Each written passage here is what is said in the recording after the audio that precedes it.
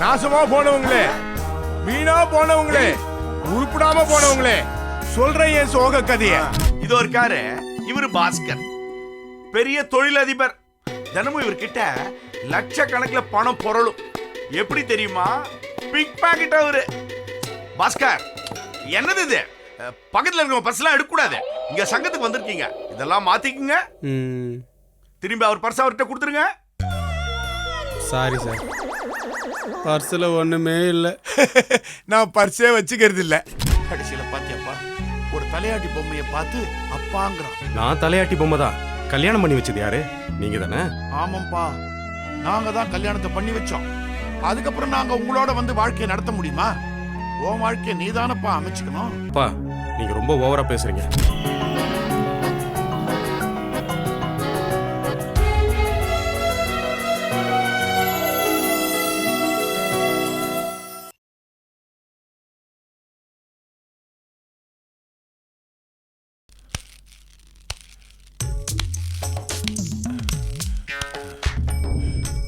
நமது சமய சஞ்சீவி சங்க கூட்டத்துக்கு உங்களை வரவேற்பதில் மகிழ்ச்சி கொள்கிறேன். இப்போது நமது சமய சஞ்சீவி சங்க நிறுவனர் தலைவர் கல்யாணம் ஆகக்கூடாத நிறுத்தி இது பேசச்செல்லாம் மூச்சு வாங்காத உனக்கு? என்ன எப்படி மூச்சு வாங்குது உனக்கு? அநேகமா அடுத்த கூட்டம் உன் இரங்கல் கூட்டமா தான் இருக்கும் போல இருக்கு. போயா, போய் உட்காரியா, போயா. மதிப்பிற்குரிய அங்கத்தினர்களே, இங்கு வந்திருக்கும் காதலால் தோல்வியுற்றவர்களே, மனைவியிடம் மண்ணை கவ்வியவர்களே, மாமியாரிடம் மாட்டிக்கொண்டவர்களே, போலீஸில் முட்டிக்கீழ் லத்தியால் அடி வாங்கியவர்களே, மொத்தத்தில் வாழ்க்கையில் நொந்து நூலாய் போன அனைவருக்கும் எனது காலை வணக்கங்கள். நீங்கள் எல்லோரும் ஒரு கர்ச்சீஃபை கையில் எடுத்துக் கொள்ளுங்கள். இதை ஏன் சொல்கிறேன் என்றால், நமது அங்கத்தினர் ஒவ்வொருவரின் கதையை நீங்கள் கேட்ட பின் உங்கள் கண்களில் இருந்து 1 லிட்டர் கிளிசரின் போட்டது போல் கண்ணீர் ஆறாக பெருகி ஓடும். ஆனால் இந்த கண்ணீர், நாம் விடும் ஒவ்வொரு கண்ணீரும் இந்த சமுதாயத்தை மூழ்கி விடும் என்று கூறிக்கொள்கிறேன் நான். இந்த இடத்துல கை தட்டலாமே. போரும் போரும் போரும் போரும். இந்த சமய சஞ்சீவி சங்கத்தை நான் ஏன் ஆரம்பிச்சேன்னு உங்களுக்கு எல்லாம் சுருக்கமா சொல்ல போறேன்.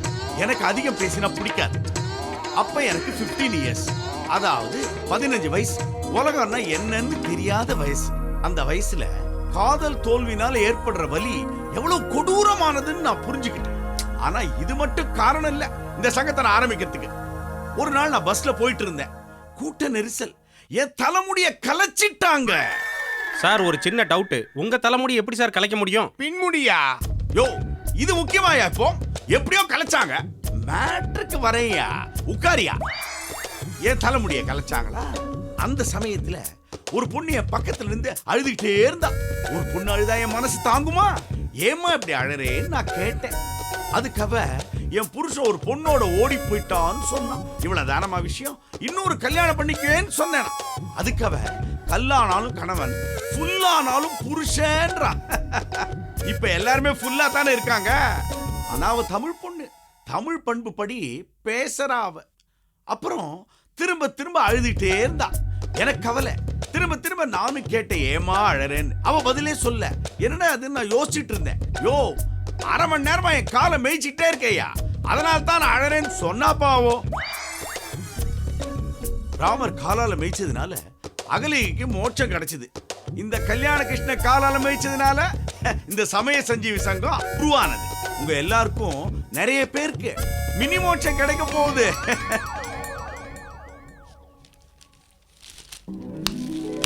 டாய் உப்புலி பையா, குட்டி வாடா வாடா வாடா, சின்ன பையா வாடா வாடா. ஐயா, அவனை இறக்கி விடுங்கப்பா.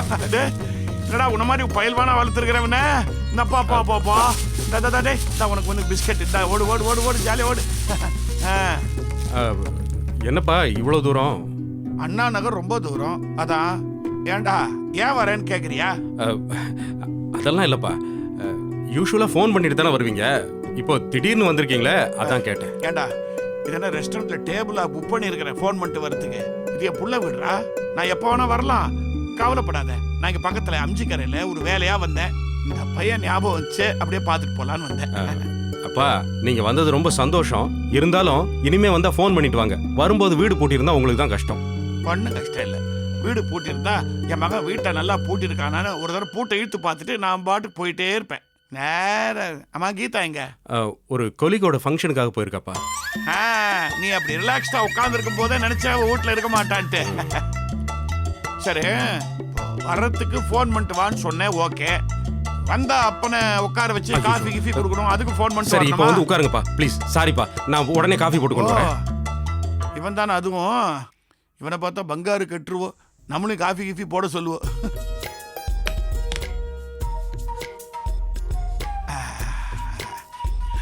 டேய் உப்படி கண்ணா, என்ன பண்ணிட்டு இருக்கிற? அப்பா அம்மா இல்லாட்டி தாத்தா. அப்ப இது விரைச்சல் உட்கார்ந்து இருக்குது, இதுதான் அம்மாவா? பாவம் தலையாட்டினே இருக்குது, இது யாரு? அப்பா. அப்போ பளிச்சுன்னு சொல்றானு புள்ள. எங்க மேல கதையை சொல்லுது, அப்பா அம்மா விளையாட்டு நான் கேட்கணும். சரி தாத்தா. அம்மா ஆபீஸ்ல இருந்து வர்றாங்க, அப்பா வீட்டுல இருக்காரு. அப்பா பொம்மை அம்மா பொம்மை கிட்ட ஹாய் டார்லிங் அப்படி சொல்லும். அப்படி ஓடுதா சீன்? அது நல்லா இருந்துப்பா. பாகுதி பாகுதி. தேங்க்யூடா. டேய் உப்ளி என்ன பண்ற? டேய் அவன் அப்பா அம்மா விளையாட்டு விளையாடி எனக்கு காமிச்சிட்டு இருக்கிறான். டேய் புக் எடுத்துட்டு போய் படுறா போடா. அவன் அந்த விளையாட்டு விளையாட சொன்னதே நான் தான்டா. அது எப்படா கண்ணா? அது அம்மா பொம்மை வந்த உடனே ஆபீஸ்ல இருந்து அப்பா பொம்மை அது கிட்ட போய் வா டாலின்னு சொல்லுமா? இதுக்கு அம்மா பொம்மை என்ன சொல்லும்? அம்மா பொம்மை என்ன சொல்லும் தெரியுமா? ஆபீஸ்ல இருந்து களைச்சு போய் வந்திருக்க, சும்மா தொந்தரவு பண்ணாதீங்க, போய் காஃபி எடுத்துட்டு வாங்க. எப்படி அம்மா பொம்மை நல்ல அதிகாரத்தோட சொல்லுமா இது அப்பா பொம்மை கிட்ட? ஆமாம் தாத்தா. உப்ளி போதும் உள்ள போ. இருறா, இப்பதான் உன் புள்ள நல்ல அருமையான கதை ஒன்று சொல்றான், நல்ல திரைக்கதை மாதிரி வருது. நல்லா இருந்ததுன்னா மெகா சீரியலுக்கு யூஸ் பண்ணிக்கலாம்டா. மேல சொல்லு குழந்தை. அம்மா பொம்மை சொல்லும். எங்க அப்பாக்கு உடம்பு சரியில்லை, டாக்டர் கிட்ட கூட்டிட்டு போங்கன்னா கூட்டிட்டு போக மாட்டீங்க. இதுவே உங்க அப்பாக்கு உடம்பு சரியில்லைன்னா ட்ரிபிள் கேன்ல இருக்கிற கல்யாணம் மட்டும் நல்லா கவனிச்சுன்னு சொல்லும். ட்ரிபிள் கேன்ல இருக்கிற கிழவனா? அது யார்? அது அப்பா பொம்மையோட அப்பா. ஓஹோ, இதுல எனக்கு கூட ரோல் இருக்குதா? நீங்களும் யூஸ்லெஸ், உங்க அப்பாவும் ஒரு வடிகட்டின யூஸ்லெஸ். Correct correct correct. இப்போ இதுக்கு இந்த அப்பா பொம்மை என்ன சொல்லும் பதிலு? ஒன்னும் சொல்லாது, தலையை மட்டும் ஆட்டும். சின்னதா ஆட்டுமா பெருசா ஆட்டுமா? பெருசா ஆட்டும். ஓஹோ, அப்ப பெருசா ஆட்டு விட்டுருவோம். அத அப்படியே இந்த பூம்பு மாடு மாதிரியா? அப்புறம் சொல்லு. ஆளுதான் இவ்வளவு உயரமா வளர்ந்துருக்கீங்க, உங்களுக்கு ஏதாவது இருக்கா? சூடு சொரணு கொஞ்சமாவது புரிஞ்சுக்க மாட்டீங்க. எங்க பேசினா அப்புறம் பூவாவுக்கே டேஞ்சர் ஆச்சே. நைட்டெல்லாம் அம்மா பொம்மை திட்டும், அப்புறம் குட் நைட் சொல்லி தூங்கிடும். ஓஹோ, குட் நைட் சொல்ற வரைக்கும் அந்த அப்பா பொம்மைக்கு எல்லாம் பேட் நைட் தான். ரொம்ப நல்லா இருக்குதுப்பா இந்த அப்பா அம்மா விளையாட்டு கதை, ரொம்ப நல்லா இருக்குது. சரி தாத்தா.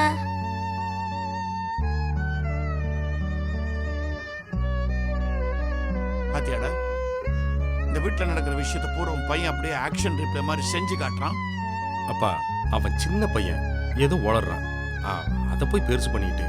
டேய், குழந்தை உளர்னாலும் உண்மையை தாண்டா உளரும்.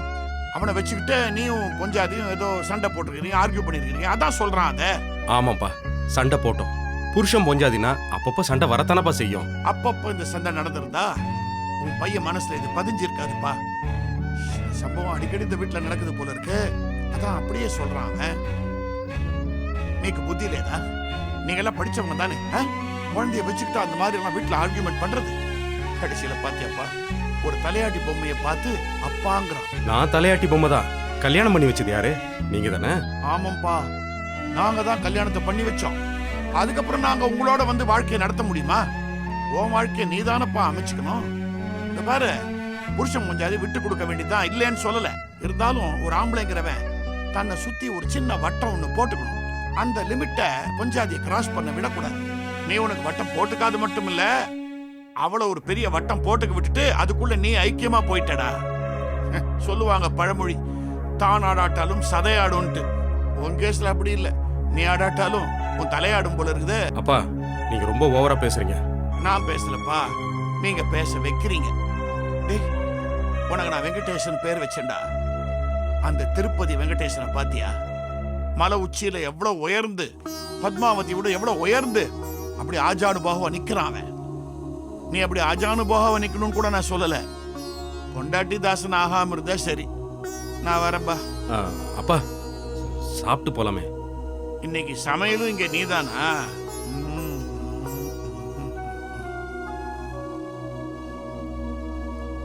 டேய், மறுபடியும் சொல்றேன், குழந்தை மனசு பச்சை மனசு, எது சொன்னாலும் டக்குன்னு அப்படியே பதிஞ்சிரும்டா. அதனால வீட்டுல புருஷன் பொஞ்சாதி பேசிக்கும் போது குழந்தைங்க பக்கத்துல இருந்தா பார்த்து பேசுங்க, அளவா பேசுங்க. இப்ப நம்ம அங்கத்தினரை அறிமுகப்படுத்துறேன். செக்ரட்டரி ஜம்புலிங்கம் தான் கதையை சொல்லுவார். உடனே வாயா. வாங்க வாங்க ஜம்புலிங்கம் வாங்க. வைக்க குடியா, நாசமா போனவங்களே, வீணா போனவங்களே, உருப்படாம போனவங்களே, சொல்றேன் என் சோக கதைய. ஒரு 40 years பேக் நான் கல்யாணம் பண்ணிட்டேன். அந்த பொண்ணு பேர் சரசு. கல்யாணம் ஆச்சா? கல்யாணம் ஆச்சா? கல்யாணம் ஆச்சா? கல்யாணம் ஆச்சா? கல்யாணம் ஆச்சா? கல்யாணம் ஆச்சா? கல்யாணம். ஜம்புலிங்கம் ஜம்புலிங்கம் ரிலாக்ஸ். இதேதான் 10 மீட்டிங்கா தான் சோகதையை சொல்லி முடிச்சிருவான்னு பாக்குறோம். கல்யாணம் ஆயிடுச்சு கல்யாணம் ஆயிடுச்சுன்றாரு, அதுக்கப்புறம் பிரேக் டவுன் ஆயிடுறாரு. இதுல இருந்து என்ன தெரியுது? கல்யாணம் ஆனா தடுமாறி போயிடுறோம். இதனால தான் நான் கல்யாணமே பண்ணிக்கல. அவர் சோக கதையை நான் சொல்றேன். 15 வருஷமா அவர் குழந்தையே பிறக்கல. சமூகம் அவர் மனைவிய மலடி மலடின்னு சொல்லிச்சு. என்ன மலடா மலடான்னு சொன்னிச்சு. பாயிண்ட புடிச்சிட்டேன். மலடான்னு சொல்லிச்சா, அதுக்கப்புறம் இவர் வந்து பாம்பன் பாலத்துல இருந்து ராமேஸ்வரம் வரைக்கும் அடி பிரதர்ஷனம்லாம் பண்ணாரு. ஒரு 15 வருஷம் கழிச்சு ஒருத்தர் ட்ரீட்மெண்ட்னால இவருக்கு ஒரு குழந்தை பிறந்துச்சு. ஆனா குழந்தை பிறந்தப்புறம் குழந்தை டாக்டர் சாயல்ல இருந்தது.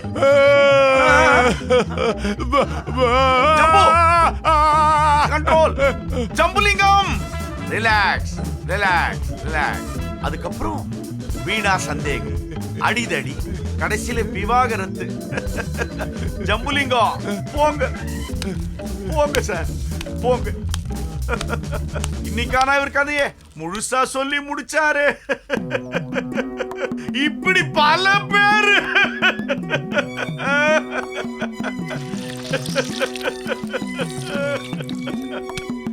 சாரி, ரொம்ப உணர்ச்சி வசப்பட்டுட்டேன்.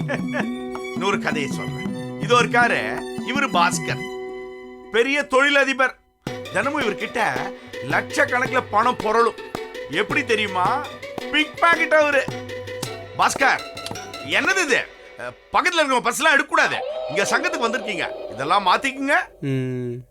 திரும்பி அவர் பர்ஸ் அவர்கிட்ட கொடுத்துருங்க. சாரி சார், பர்ஸில் ஒன்றுமே இல்லை. நான் பர்ஸே வச்சுக்கிறது இல்லை.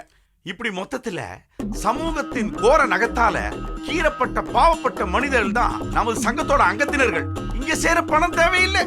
உண்மையான 4 சொட்டு கண்ணீர் அப்ளிகேஷன் ஃபார்ம்ல சொட்ட விடணும், அவ்வளவுதான். மிஸ் சிவக சிந்தாமணி, மெதுவாம்மா. இதோ நிக்கிறாங்களே இவங்க இன்னைக்கு நம்ம சங்கத்துல சேர்ந்த புது அங்கத்தினர். நீங்க வந்து உங்களை இங்க இன்ட்ரோடியூஸ் பண்ணிக்கங்க. வாங்க, இந்தாங்க. வணக்கம், என் பேரு ஜீவக சிந்தாமணி. வழுக்கையா இருந்தாலும் வாழ்க்கையில ப்ரூவ் பண்ணலான்னு நமக்கு எடுத்துக்காட்டா இருக்கிற கல்கிருஷ்ணன் சாரால தான் நான் இந்த. இருங்க, நீங்க யாரும் தப்பா நினைக்காதீங்க. அவங்க என் மேல இருக்கிற அன்புல என் முழு பெயரான கல்யாண கிருஷ்ணனை கல்கிருஷ்ணன் சுருக்கி சொல்றாங்க. தொடருங்க. இவரால தான் நான் இந்த அமைப்புல சேர்ந்தேன். அவரு என்ன 4 சொட்டு கண்ணீர் விட சொன்னாரு. ஆனா நான் 40 சொட்டு கண்ணீர் விட்டேன். இருங்க ப்ளீஸ். இன்னொரு சொட்டு கண்ணீரை விட்டுறாதீங்க, எங்களுக்கு தாங்காது. நீங்க எங்க சங்கத்துல அங்கத்தினரா சேர்ந்தது எனக்கு ரொம்ப சந்தோஷம். எனக்கு என்ன எனக்கு இங்க இருக்கிற ஆம்பளைங்க எல்லாருக்குமே ரொம்ப சந்தோஷம்தான். நான் ஒரே ஒரு விஷயம் சொல்ல விரும்புறேன். இந்த சமய சஞ்சீவி சங்கம் இந்த சாச்சா சானால சாரி ஃபோர்ஸா பேசிட்டேனா, இந்த சாச்சா சானால நான் ஒரு விழிப்புணர்ச்சி ஏற்படுத்தலான்னு இருக்கேன். அதாவது அடுத்த ஞாயிற்றுக்கிழமை காலையில 9லேருந்து 9:15 வரைக்கும். உங்களுக்கு இந்த டைம் சௌரியம் தானே? Okay okay. அவங்களுக்கு ஓகே, அவங்களுக்கு ஓகேவா? உங்களுக்கு ஓகே தான். அதாவது 9லேருந்து 9:15 வரைக்கும் 15 நிமிஷம் நாம எல்லாரும் ஒன்னா சேர்ந்து இந்த சமூகத்தை கண்டிச்சு ஒரு காழ்ப்புணர்ச்சியோட உண்ணாவிரதம் இருக்க போறோம். நம்ம மகிழ்ச்சி மகிழ்ச்சி. இன்னொரு விஷயம், சிங்கப்பெருமாள் கோவில்லேருந்து வடக்க மதுராந்தகத்திலேருந்து 4 கிலோமீட்டர் தள்ளி 5வது ஃபேஸ்ல 2வது செக்டார்ல என்னோட பல கோடி ரூபாய் சொத்துலேருந்து 10% இந்த சங்கத்துக்கு எழுதி வைக்கலான்னு இருக்கேன். உங்களுக்கு எல்லாம் சந்தோஷம் தானே? இந்த ஆளு தலையில மட்டும்தான் கிரவுண்ட் வச்சிருக்கான்னு நினைச்சேன். தலைநகரத்திலேயே கிரவுண்ட் வச்சிருக்கானே.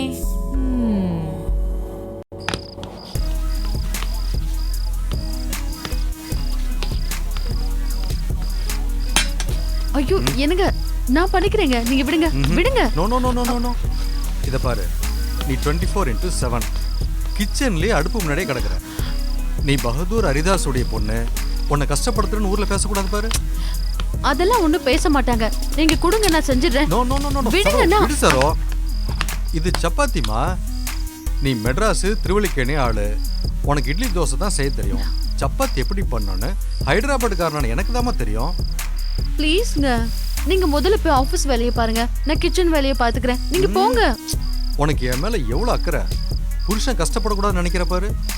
இன்னைக்கு ஒரே ஒரு நாள் நான் உன் மேல அக்கறை எடுத்துக்கிறேன். நீ போய் சோஃபால உட்காரு. முடிஞ்சா கால் மேல கால் போட்டு ரிலாக்ஸா உட்காரு. இல்லங்க, நான் சப்பாத்தி எடுத்துட்டு வரேன். நீ போ போ போ. எனக்கு நான் சொன்ன சொல்றது கேளு, கொஞ்சம் போமா.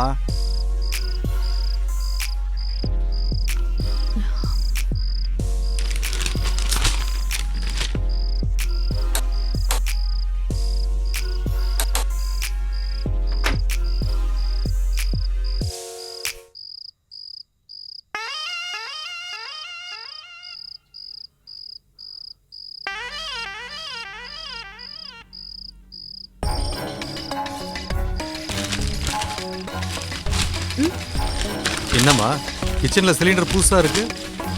அதாங்க அன்னைக்கு பக்கத்து வீட்ல வாங்குனது. ஓ ஆமால, மறந்தே போயிட்டேன். நீ நெய்பர்ஸை நல்ல கனெக்ஷன் வச்சிருக்கும் போது கேஸ் கனெக்ஷன் ஒன்றும் பெரிய விஷயமே இல்லைல்ல.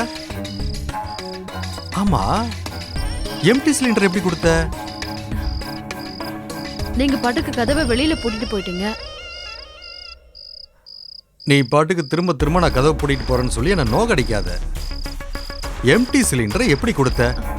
பிசி சர்க்கார் மாதிரி ஏதாவது மேஜிக் பண்றியா? இல்லைங்க, அவங்க வீட்டுக்கு புது கேஸ் வரப்போகுது, உடனே எம்டி சிலிண்டர் கொடுன்னு கேட்டாங்க. நான் என்ன செய்யறதுன்னு முழிச்சிட்டு இருந்தப்போ கிரிஜா அக்கா தான் அந்த வழியை காட்டினாங்க. எந்த வழி? வாங்க காட்டுறேன். இதோ இந்த வழிதான். இதுவா?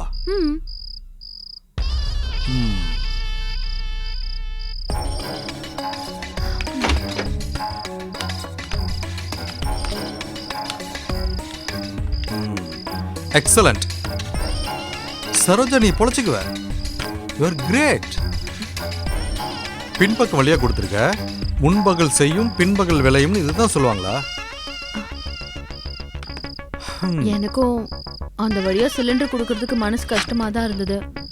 இருந்தாலும் எனக்கு வேற வழி தெரியலல்ல. பத்தியா நீ ஃபீல் பண்ணக்கூடாது, சந்தோஷமா இருக்கணும்னு தான் உனக்கு நான் கிச்சன்லாம் ஹெல்ப் பண்ணிட்டு இருக்கேன். ஆனா நீ இப்படி மூட் அவுட் ஆகுறியம்மா. நாம சந்தோஷமா இருக்கிறது முக்கியம் தாங்க. அதே சமயத்துல அடுத்தவங்களும் நம்மள தப்பா நினைச்சிடக்கூடாதுல்ல. ஆமா, நீ கேஸ்க்கு காசு கொடுத்துட்டல? கொடுத்துட்டேனே. அப்போ கண்டிப்பா தப்பா நினைக்கவே மாட்டாங்க. ஆமா, நீ பில்லு மேல 10 ரூபா எக்ஸ்ட்ரா கொடுத்தல? இல்லங்க, அதுக்கு தாமா தப்பா நினைப்பாங்க. புது சிலிண்டர் தூக்கிட்டு வர்ற கேஸ்காரனுக்கு 10 ரூபா கொடுப்பேன்ல, அதே மாதிரி அவனுக்கும் கொடுக்கறதான நியாயம். அது எப்படிங்க வாங்கிப்பாங்க? பிரஸ்டீஜா? கரெக்ட். எப்படியோ நான் உன் சேஃப்டிக்கு ரொம்ப பயந்துகிட்டு இருந்தேன். ஆனால் உனக்கு பக்கத்து வீட்டு கிரிஜாவும் அவங்க பையனும் காசு இல்லாத பிளாக் கேட் செக்யூரிட்டியாக இருக்குதுன்னு நினச்சா மனசுக்கு ரொம்ப நிம்மதியாக இருக்கு. சரி, நான் சப்பாத்தி ரெடி பண்ணிட்டு வரேன். நீ போய் சோஃபாவில் உட்காரு. ம்